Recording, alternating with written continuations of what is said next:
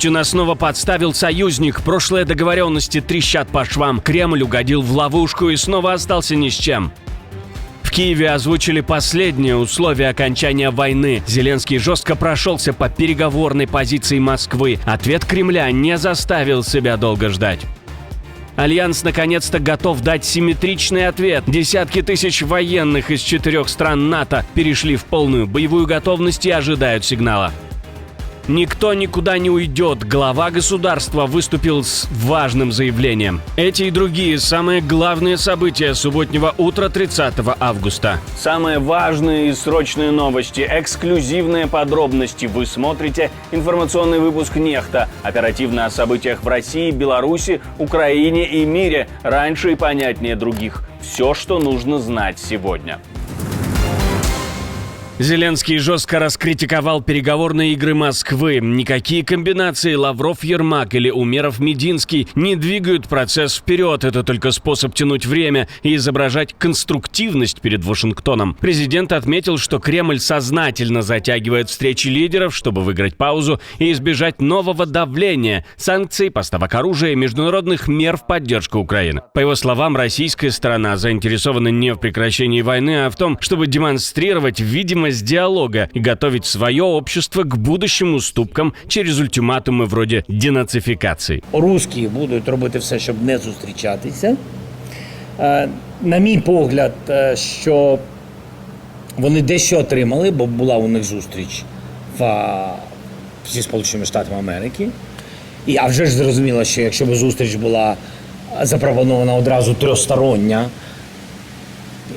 більше було шансів на трьохсторонню зустріч до цього треку двостороннього між Америкою і Росією. Це вже є як є, не ми вирішували.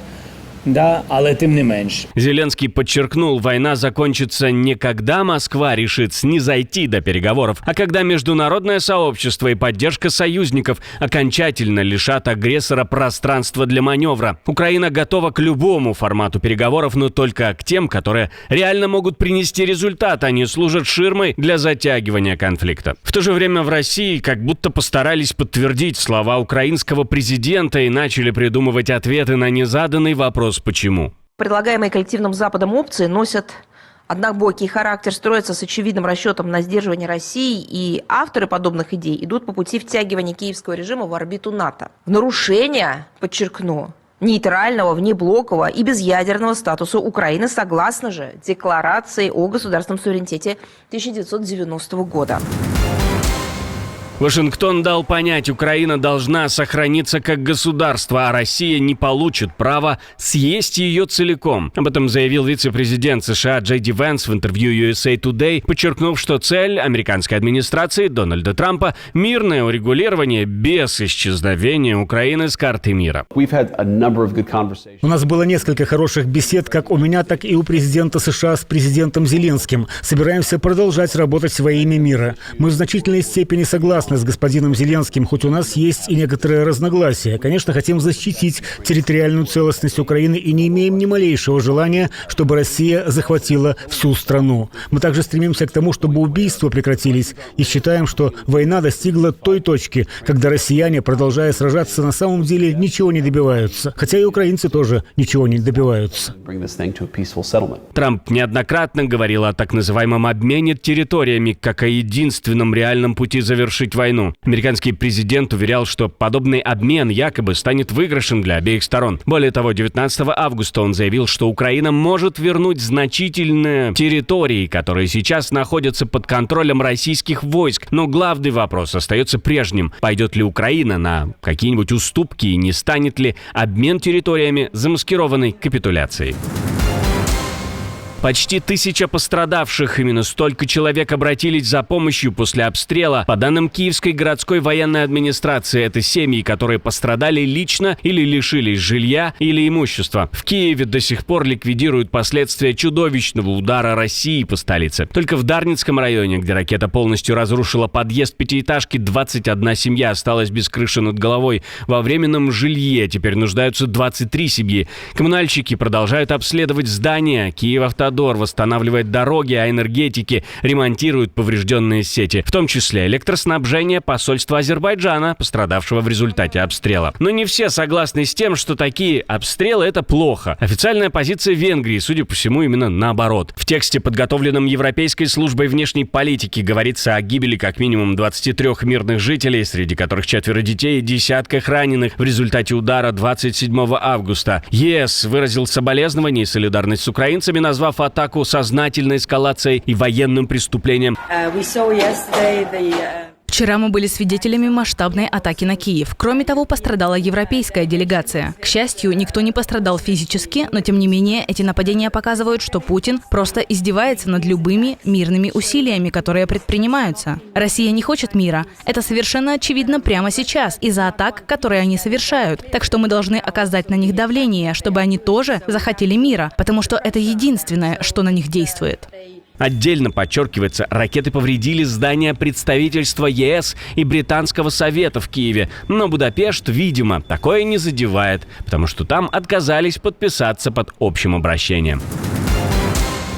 Китай захлопнул дверь перед Кремлем. Никакой силы Сибири-2 не будет. Вместо обещанного газового суперпроекта жалкая прибавка к существующей трубе, и то только через 10 лет. Москва мечтала о 50 миллиардов кубов в год, но Пекин предложил всего 6 миллиардов сверху нынешних 38. Для «Газпрома» это всего $1,5 миллиарда, в разы меньше, чем компания зарабатывала на Европе до войны. Для сравнения, в пятницу на торгах в Европе цена на энергоносители составила 31,7 евро за мегаватт-час, что составляет примерно $391 за 1000 кубометров. При этом по долгосрочным контрактам, которых «Газпром» в Европе уже лишился, стоимость газа, как правило, ниже спотовой. Проблема проста. Китай не горит желанием кормить Кремль, у него своя добыча, рекордные темпы развития зеленой энергетики и железное правило – не зависеть от одного поставщика. Поэтому разговоры про газовый поворот на восток трещат по швам. Даже если увеличить прокачку и подключить Сахалинский газопровод, совокупные объемы для Китая будут всего третью довоенных поставок в ЕС. Ну а Европа тем временем обещает до 2027 года полностью отрезать Россию от газа. Сентябрь обещает стать горячим на восточном фланге НАТО. Фактически, Альянс впервые отвечает на российско-белорусские учения «Запад» симметрично, демонстрацией мощи, которая способна полностью переломить баланс в регионе. Пока Москва и Минск готовятся к своим «Запад-2025», Альянс выводит на арену куда более грозный сценарий. Свыше 40 тысяч военнослужащих начнут учения сразу в 4 странах – Литве, Латвии, Эстонии и Польше.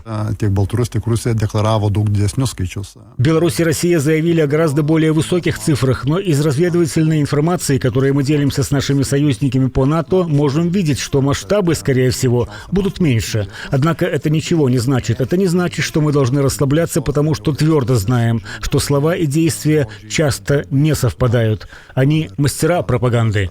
Командующий литовской армией заявил, что реальная численность войск НАТО может даже превысить российско-белорусские силы. Разведка фиксирует масштабы Запада, на деле окажутся гораздо меньше, чем заявляют в Кремле и Минске. Даже если они попробуют сыграть в провокацию, у союзников хватит сил, чтобы дать ответ, подчеркнул командующий. Как ни скрывали пропагандисты, но нашелся источник, который про все рассказал. Данные из реестра наследственных дел бьют в самое сердце кремлевской пропаганды. К концу августа 2025 года официально зафиксирована гибель уже 220 тысяч российских солдат на войне в Украине. Журналисты, которые изучили российский реестр, отмечают, темпы смертей резко выросли в 2024-м, когда в отдельные недели армия теряла до 3000 человек официально и подтверждено. Всего за прошлый год около 93 тысяч убитых, почти вдвое больше, чем в 2023. С января по август в 2025 году на фронте погибло еще 56 тысяч военных. Но цифры продолжают раздуваться. Теперь в статистику официально включают пропавших без вести. Суды штампуют по 250 решений в день о признании пропавших погибшими. Это сопоставимо с ежедневными потерями на передовой. При этом в открытых списках поименных жертв, которые составляют журналисты, удалось подтвердить только 120 25 тысяч имен. То есть десятки тысяч смертей остаются в тени. Картина, которую рисуют западные разведки, еще мрачнее. По данным Британии, общие потери России — это убитые, пропавшие или тяжелораненые — составляют до 500 000 человек, из них до 250 тысяч убитыми. Вашингтон звучит еще жестче. Госсекретарь США летом заявил о 100 тысячах только за первые полгода 2025-го. Президент Дональд Трамп назвал цифру 112 тысяч. Это делает войну в Украине самой кровавой для России со времен Второй мировой.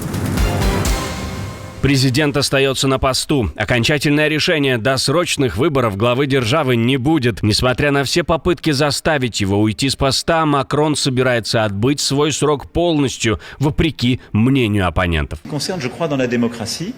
Я верю в демократию. Демократия заключается в том, что люди голосуют за определенный мандат. Мандат, который был предоставлен мне французским народом и никем другим. Это мандат, который будет выполняться до конца срока его действия в соответствии с обязательствами, которые я взял на себя перед французским народом. Также президент Макрон заявил, что у ворот Европы стоит людоед, образ, который был принят многими. Он описывает то, что грузины, украинцы и многие другие народы чувствуют очень глубоко. То есть человека, который решил двигаться в направлении авторитарного, автократического движения и возглавить ревизионистский империализм международных границ. Это была цитата президента Франции.